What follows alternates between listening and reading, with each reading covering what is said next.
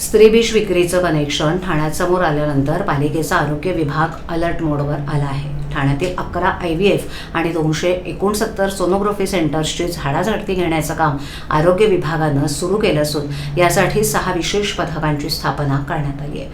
शहरातील IVF sonography सेंटर्सची कसून तपासणी केली जाणार असल्यानं हे सेंटर्स प्रशासनाच्या रडारवर आलेत. नाशिकमध्ये मालती IVF केंद्राला परवानगी देण्यात आली असताना ठाण्यात मात्र त्याची शाखा बेकायदेशीरपणे सुरू होती. त्याची कोणतीही नोंदणी ठाणे महापालिकेकडे करण्यात आलेली नव्हती. याच केंद्रात स्त्रीविष विक्रीचा प्रकार बेकायदा सुरू होता. बदलापूर पोलिसांच्या कारवाईतून ही माहिती उघड होताच या केंद्रावर पोलीस आणि पालिकेच्या आरोग्य विभागानं धाड टाकून कारवाई केली.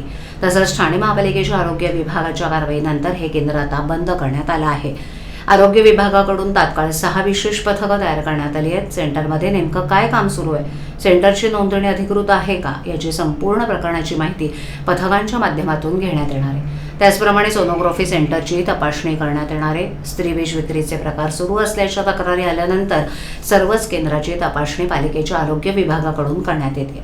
शहरातील IVF सोनोग्राफी केंद्रांची तपासणी करण्याबरोबरच अवैध केंद्रांचा शोध घेण्यात येणार आहे. दरम्यान एखाद्या IVF किंवा सोनोग्राफी सेंटरमध्ये बेकायदेशीरपणे काम आढळल्यास या सेंटरवर कारवाई करून ते तात्काळ बंद करण्यात येणार असल्याचा इशारा देण्यात आला आहे.